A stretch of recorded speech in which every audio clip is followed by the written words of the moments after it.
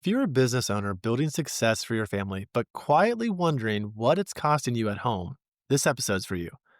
Today's guest, Dan Kinley, spent decades building companies, raising capital, and doing what most high performing dads are told to do: work harder, provide more, push through. But there was a moment later in life when he realized something most fathers never say out loud. It wasn't about the money, it wasn't about the career, it was about the timing. We talk about the decision he wishes he would have made sooner, the moment that changed how he showed up for his kids, and why success without presence left something unfinished. This conversation will make you rethink what you are optimizing for and what kind of return actually matters before the window closes. Enjoy the episode and listen carefully. It goes crazy fast.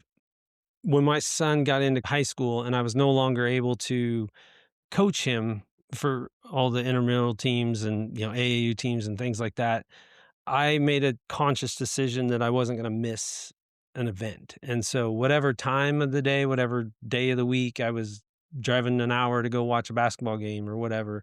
Um, so I made that conscious decision, but I wish I would have made it sooner in life and been around. I mean, I wasn't an absentee father, but I was not around as much as I wish I would have been. I Mhm. wish I would have been there because I think there's a little bit of the relationship that could have been a little deeper, if that Mhm. makes sense. Welcome back, everybody. We are here on another episode of The Invested Fathers. For those that don't know, I am your host, Kenny Johnson. It's getting close to Christmas, and I am excited to bring with me today on the show a good friend, a fellow coworker. We were actually room buddies for a little bit as well. That story will probably unfold later. Dan Kinley is in the house. Dan, how are you today? Good, good. Thank you, Kenny. Thank you for having me. Yeah, man. I'm excited that we could have this conversation. The best part about being a host in a podcast like this, especially with a topic of fathers, is I get to steal you to have a meaningful conversation where we can be intentional and just dive into some topics that hopefully educate our audience in some ways, but also encourage and challenge us to be better dads. Look forward to it. Let me just start the episode with tell us a little bit about your business and about yourself. So I've been in commercial real estate almost my entire life. Grew up in it, doing things from picking up garbage in parking lots to doing construction, eventually getting my real estate license. And I bought a commercial real estate company and ran that for almost 20 years. But today I've transitioned into more of a capital raising role for um, projects, whether they be my own projects or other projects throughout the country, and really enjoying it. Actually, it's a challenge. It's something different, but I can apply my real estate background to it. Yeah, 20 years of doing, I would say, active operations. And I know you're still doing some things as well. It's not like you've just sitting back making phone calls and collecting checks from people. Yeah. What was maybe I mean, my first thought would be what was the reason to switch positions? Was there some pain points in what you were doing or just looking for something different? Uh, so I had a business partner in my commercial real estate company, and at some point, my dad came to me and said, I need some help with real estate in Yakima, which is where I live now. I lived in Tacoma, and so I had to make the decision to move back to Yakima, and it was a little bit of a tough one because now we had a separation in our business, and eventually that just didn't work real well, and so we parted ways. And at that point, I had to reevaluate kind of what I was doing. I didn't have the my client base was over in Tacoma versus Yakima. This is all in Washington State, by the way, for your listeners. And so, um, yeah, I really wanted to evaluate what I was doing, and one of the things that I wanted to do with my own business was get my capital out of Washington State. There's quite a few law changes here that are making it harder to be a landlord, harder to just be a business person in Washington. So, um, when I started looking for a place to put my capital, I ran into a friend who was investing down in the Midwest, and I started talking to him, and after my first investment, I got asked if I wanted to be a capital raiser for some projects that they had going on, and I've done it successfully for some of our own projects, and thought be a be a good adventure.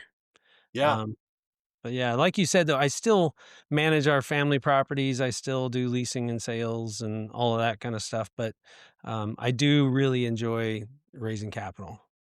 Yeah. Yeah, for me, there was a similar I was doing something for a while.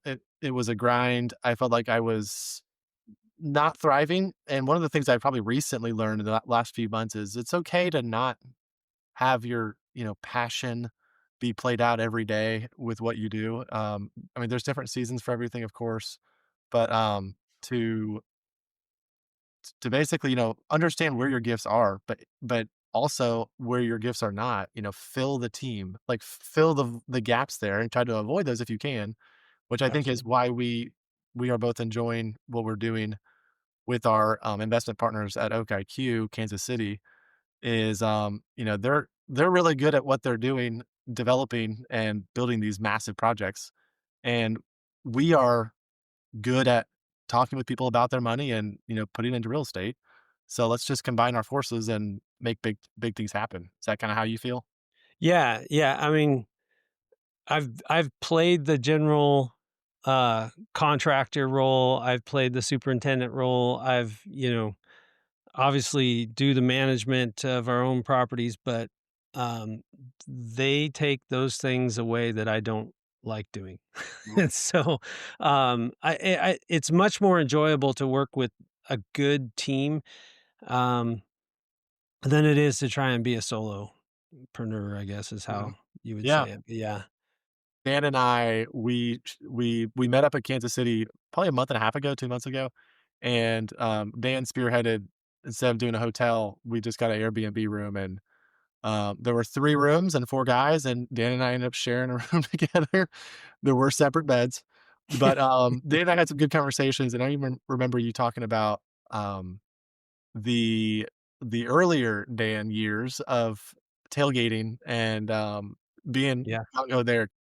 I was a huge Seahawks fan. And that's, I actually a Seahawks and a Washington Husky fan. So my original tailgating was I had a college roommate that would fly up once a year and we'd take my motorhome up and we'd watch a Huskies game and then stay the night in Seattle in the motorhome and then go to a Seahawks game. And through that process, I started meeting more and more people that tailgated in the area we did. And it just grew to this huge tailgate, and we even competed in the national tailgating competition. So we made it to the final six, and they bust our tailgating rig down to Dallas, Texas, for the Super Bowl, and we competed in a competition. We didn't win, but we had a lot of fun doing it in like 10-degree weather, trying to keep beer lines from freezing and um, cooking your food and keeping it warm for the judges. I mean, it was a really fun time. But I think what the best thing that came out of that is we converted from just having fun tailgating to tailgating with a purpose. And we started raising money for charity after that. And so we've raised hundreds of thousands of dollars for local charities in the Seattle area over the years, and it's been a really fun process. We no longer do it because everybody's kinda gone different directions, kids, as life changes, you can't make it to every single football game, especially now that I'm 2 hours away, so It kicked off your capital raising career, man. Didn't even know that you were gonna be doing that.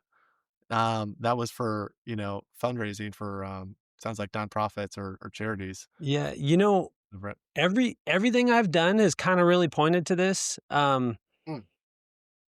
anything from the tailgating. I also am very passionate about breast cancer research and breast cancer awareness, and my mom passed away from that. Um, and every year I raise money to go walk in the breast cancer 3-day walk. So I'm constantly asking for money, so why not, turn it into a business, right? Yeah. Yeah, and I mean, and correct me if I'm wrong, didn't you have some, like, really good connections made from people? I mean, I know Ye there's definitely crossover from, like, charity events and Yeah. real estate, but, like, I feel like even today, you were like, "I met this guy back on tailgating days, and, like, we still do business together." Yeah, and it's funny 'cause, the one belief I have, or one of the beliefs I have, I should say, in business is relationships always come first. And I built a really good relationship with a number of people tailgating, um, and most of them didn't really even know what I did because it was about what we were doing at that point in time. I'm not there to earn business. I'm there to tailgate or raise money for charity or whatever it might be. Um, but several of those have turned over into business clients and partners, and um, one who in particular has been in every development that we've done, and has invested in several of our projects down in Kansas City. Yeah, that's really one of the themes I've had with a few different passive investor capital raising type of people is that idea of the riches and the niches. Hmm. Um, and one guy was like, I met this guy because we were talking about like expensive guitars, and it was something super random. And then like this guy ends up being like a life or a business huge investor who's just investing millions of dollars with this guy. Have you seen that with other things that like you realize the more you yourself that you are, the more that you kind of like lean into these hobbies or random interests that you have. Obviously, the values need to align as well. It's not just like we're huge Star Wars fans, but those relationships that you've cultivated over the years, has that been sort of an aha moment for you with some of the comfort level of your own interests with your? Yeah, again, I think it's that relationship you build, right? If you build a relationship with somebody around whatever it might be, breast cancer awareness for me, right? I'm walking 3 days, 20 miles a day with somebody, getting to know them, their likes, and we're building a relationship. Um, Business never really comes up, but at the end of the day, every relationship comes with trust. And if somebody trusts you, and we're basically advisors, right? I mean, we're helping people. Um, for me, I'm really freedom focused, and so I'm helping people become free from the everyday grind and be able to take that time with their family and go on vacations and, maybe not work 60 hours a week. Maybe they can only work 40 hours a week. But I mean, that's what we are. We're advisors. We're helping people get there. That's a great segue into sort of the role now as a father. Um, and this show, I kind of bounce back and forth on like business talk and dad talk, how to be the best dad in the world. But they don't necessarily have to be two different conversations. They could be the same conversation. We're talking about relationships. And it's not like you become a different person as soon as you walk in the house. Hopefully not. I mean, that's who you are. Your core is the same. So tell us a little bit about the home life. What's do you have kids at home and what ages are they? I'm on the back end, so I'm for the most part an empty nester now. I've got a daughter who's 22, living her best life in Hawaii, and she graduated a couple years ago from BYU Hawaii, and is doing really well. And then I have a son who is I think he's 20 now, just turned 20. Okay. Um, he's a sophomore in college at Montana Tech doing track and field. But here in the next couple days, I get them both back in the house for Christmas, and I get to really enjoy them. So, Okay, I gotta. So these are gonna be good questions then. So they're gone. You say you're a somewhat empty nester, somewhat. I mean, they're still kind of around here and there. What are some like big, like important things that you're trying to do in this stage of fatherhood with older kids that are coming home? You're gonna be with them now for a few days.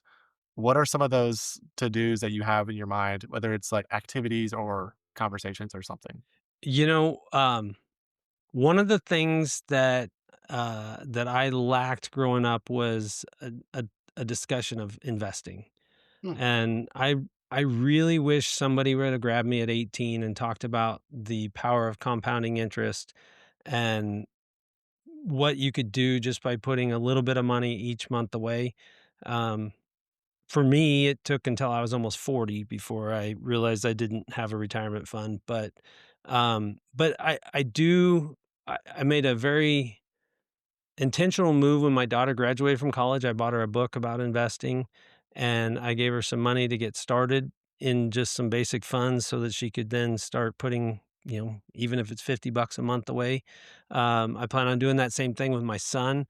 So those are conversations, financial conversations, but then I mean, we've got a full day planned ahead of us when we pick her up from the airport. We're gonna uh, do all of the Seattle things that we can do while we're there. We're gonna go to the Seahawks Rams game. So it's gonna be a fun time while we're in town. Yeah. Okay, so I'm your, you can either consider me your 40-year-old Dan Yeah. or your 18 or 20-year-old son. What are some things that you could bestow, and I've learned, don't assume I know anything, just treat me like a 5th grader or whatever, but what are some things that are principles that, you wish you would have heard earlier from your dad? Um, there is a book called "I'll Teach You to Be Rich" by Ramit Sethi. And, that is the book that I gave to my daughter and I'm gonna give to my son, and one of the things it's not about being money rich, it's about having a rich lifestyle Mhm. and automating your finances. Having a set amount of money that automatically goes to investing every single month, a set amount that goes to savings, and most importantly, a set amount that goes for just, having fun. And but it's important to do all of those and including in your tithing every month. That's, everything that you need to do, make it automatic so that you're not thinking about it every month. And then even if it's $50 a month when you first start, that money compounds and compounds and compounds. The other day I was looking at, I've got Microsoft stock that I bought when I was, when right after my wife and I got married. We got a little bit of money from a trust that my wife had for college, and we put $10,000 into Microsoft. And I've had every advisor out there tell me I should sell that. The other day I looked at it. On average, it has gone up over 100% a year in the I guess that would be 22, 23 years we've owned it. So that $10,000 now is worth of almost $400,000. Pretty good job. So it's amazing what just and if I would have added more to that every year, where would that be, right? Sure. Instead, we just sat it there and let it compound, but, um, just it's so important to do it early, because when you're 40 and you don't have a retirement fund and you've been busting your butt to Mhm. help other people, you gotta look in the mirror and say, either I'm gonna be working till I'm 80 or I'm gonna, really put my head down and start investing and doing whatever I can to get there. Hey guys, a quick break from the interview. I want to let you know I made a free guide called Own Apartments Without Any of the Work. It's a 5-minute read that walks you through how group investing works, my true framework for vetting each deal, and how you can get off the sidelines into the game of investing into real estate without any of the work.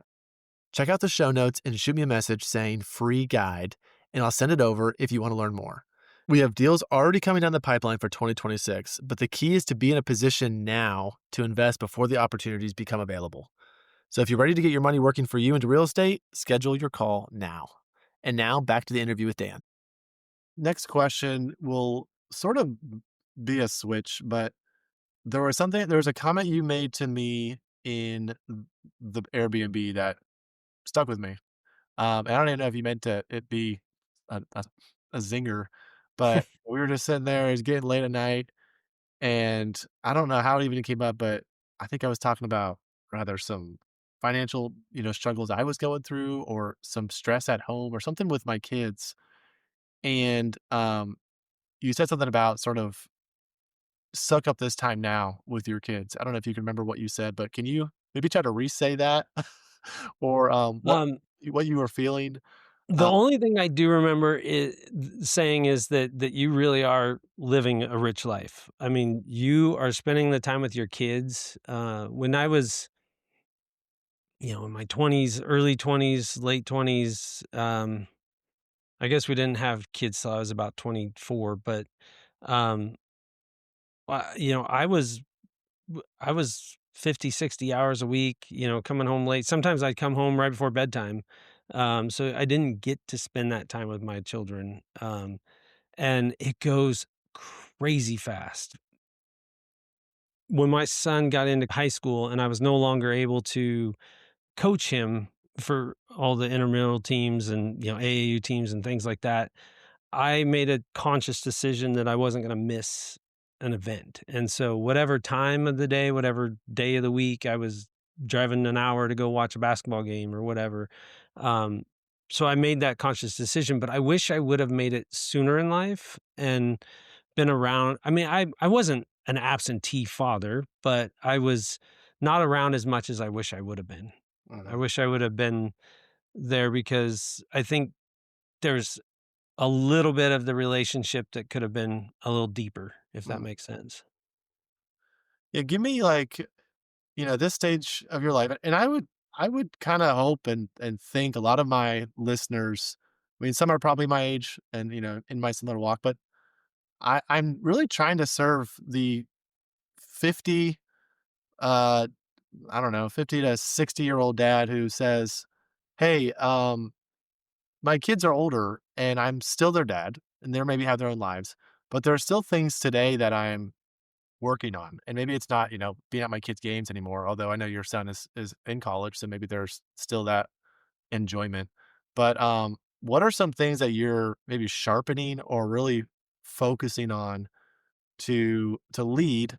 Again, I know it looks different than like I have Yeah. a 4-year-old at home, but to be a leader at home and to your wife or your kids or coworkers, whatever. How are you staying sharp in that way? What are you working on? I I would say one of the biggest things that I had to work on, with the distance was being a little more patient. I became a tech support, whether it be helping somebody fix their car over the phone, or whether it be helping somebody fill out, W-4 forms over the phone, or whatever it might be. I mean, there was one day when my daughter and I were on the phone for almost 12 hours while she was trying to fix the ignition in her car, and there Did it was a take point. 12 hours, like, on the timer?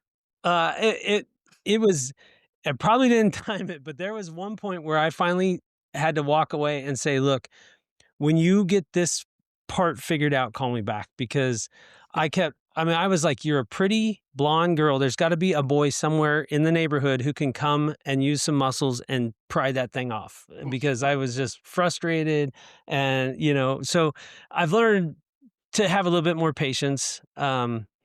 I sometimes I envy my wife a little bit because my daughter and her talk every single day, and maybe that's something that I need to work on and actually pick up the phone and call her every single day. So, I mean, it's just about staying connected once they're gone, right? Mhm. And then leadership in the home. To me, it's working on the relationship between my wife and I. Um, that is, we forget a little bit about that relationship when we have kids in the house, and we're raising these kids and we're running around and we're doing all that stuff, but at the end of the day it started with you and your wife and it will end with you and your wife, and that's super important. Yeah, well said. Totally agree. I know there's moments even in my status, kids are still there, but, she'll give me a hug or today actually was sort of one of those days where she was like she looked at me, she held my face and she looked at me and I was like doing something on the computer. I was like, "What do you need?" She's like, "I just haven't looked at you in a while." Yeah. And I was like, "Yeah, I think okay." "I love you," kinda stuff. So, Yeah. there can totally be that, like, just go mode of survival and just, taskmasters, getting things done, being productive, getting to the next thing, finishing your list. Um, but I really like how you said, it started with us. And, I know many, many people who, they go through like a late divorce. And it's like, Yeah, what was where did you miss it over the years of getting stuff done? So thank you for emphasizing that. yeah. My wife and I both come from divorced parents, and I'm really proud of where we are today. I mean, I feel like we're pretty dang good. Um, Huge. we're figuring out how to be us again, Yeah. and what what that means. Yeah. But yeah, Good man. How many years have you guys been married? Uh, uh, put you on the spot. 25, I think, Okay. 25. Okay. Dude, Yeah, milestone. yeah, Excellent. No, that's awesome. You and I have sort of been side by side on, identifying our purpose in specifically capital raising. Who are we trying to serve? What is our goals and our mission? What separates us from other people? And one of the things that's been a challenge for me has been bringing some of my local contacts into a market that is maybe not familiar with them, Kansas City. It's a yeah, market that I think most people have heard of Kansas City, know Kansas City Chiefs. Maybe they don't know as much about, what's going on there in regards to businesses and whatever else. But you mentioned Washington being a rough place to invest in, so maybe it's been an easier pivot. But tell me a little bit about why you like Kansas City, and you also mentioned the team. yeah. How are things been going in that way with you? I mean, to start off with, it was a struggle for me to invest outside of Washington because when in real estate, you're always showing people local properties and you're trying to get them to buy local properties, things they can drive by and we all kind of have lived by that, right? Like if I can see it and feel it and touch it, it's a good thing. Um, but I think more importantly, when I look at any deal, my company's called Connexus. When I look at any deal, I run it through what I call the Connexus playbook. So, um, the PLAY, positioning, leverage, assembly, and yield. So positioning is really important to me. I We analyze market trends to identify markets, not just markets, but also timing. Nice. Um, and then leverage, we apply like a risk mitigated strategy so that we're optimizing returns, but also limiting downsides, right? And then assembly, the team. We're assembling just an elite team anywhere we go, whether it's Kansas City, Washington, South Carolina. It doesn't matter. We're looking for people with local expertise Mhm. that know the market and they have a proven track record. And then from there, we just kind of structure the deal where we're aligning our interests with our investors. We're making sure investors have good returns and we're preserving their capital. So I think that when people can get past the touch and feel stage and realize it is an investment, it's just like if you bought a stock, you're not going to buy a stock that you might buy a stock of a local company, but more importantly, you're probably going to be looking for the stock that performs well, and that's what you and I are doing, right? We're looking for those markets, whether it be Kansas City. There for a long time, everybody looked at the Sun Belt, right? Mhm. And that was the important place to invest. Well, right now, if you look at the Midwest, the record, rent increases, you know, super low occupant or vacancy rates. Um, you've got trends of people moving in. You've got the Kansas City market alone. I mean, as you know, you've got Meta and Google and Panasonic all opening up facilities there. Um, it's Trust me, if somebody would have said, "Where do you want to live?" I would don't think Kansas City would have even been in my top 100, right? Mhm. But there are people that live there and there's jobs that keep coming in and they're 19,000 units shy. of of their need. So in the next 5 years, they gotta get 19,000 units built, at 200 units which is a big complex. That's a lot of complexes to be built, right? Mm. So while that need's there, you're seeing supply low, demand high, and therefore rents are gonna go up. I mean, it's just a perfect environment for, um, good returns. One of the loves I have just from that answer was you said, "It was hard for me to cross that bridge." Yeah, So, you had to go from from over here with a certain mindset to here, and what I know about you, and even you kind of alluded it to, I think, earlier in the interview, was you knew a guy who was doing stuff. I think it was our good friend Wayne, is that right? yeah, yep, So, I feel like that's a perfect case in point of relationships and trust. You must have trusted and liked Wayne enough to mhm, kind of at least listen to what he was, pitching or selling or, servicing in that way.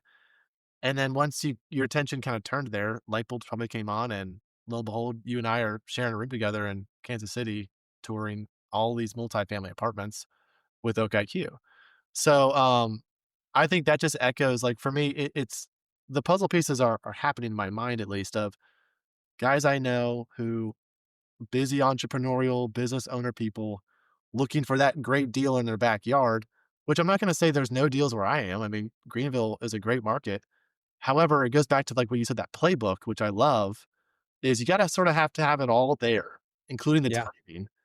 And that is something rare. I mean, I just feel like that's the hard part is you have all the things together. And I know Dan or Kenny or Wayne, and they're saying this is a good deal. So, have you had that, aha moment in a way of just, like, connecting the dots with other people who you've converted from investing in their backyards to something out of state where they can't drive by? yeah. I mean, at the end of the day, it's that trust we built, right? So, um, I've they know that I have ran the project through. They have to hit all 4 categories. It has to make sense. Um, I've vetted not only the people, Oak IQ in this case, Right. I flew down there before I even invested a dime. I personally flew down there, met them, saw their structure, saw their own processes, that they go through, and I built a relationship and a like for what they do, and I really just probably my favorite thing is just it's maybe a gut feeling, but the honesty that I felt out of those guys just kinda blew me away, Mhm. and so I've built this trust there, and then the trust that people have in me, who are already looking to me for real estate knowledge and real estate investments. I can literally look them in the eyes and say, "Hey, I put my money in this project. I think you should put your money in this project, and I think we're all gonna do well." And I'm doing it in all honesty. It's not a sales pitch. Right. That's the only way to do it, man. Well, Dan, I probably have 2 more questions for you. The first would be, I mean, we're getting real close to the end of the year. Give the audience a little bit of what's coming down the pipeline in your world, Yeah. in regards to investment opportunities and, maybe some mindsets, challenges of like, this is what you should be looking for in your next investment. Yeah, so locally here, I've got a couple I still have some stuff going on in Washington, so we do have a 60-unit apartment complex that we're putting some funds together that we gotta close out early January. Um, and then we've got, some self-storage facilities in Oregon that we're trying to put together some people for. And then as you know, down in Kansas City, we've got a couple of really cool opportunities coming in January. One in particular, um, that's gonna be a first of its kind. So it's something that I think that not only will it be a first of its kind, but I think the return's gonna look really, really good. And so I'm excited to show that to some of my investors here in the next 30 days and see what we can do there. Yeah, So, but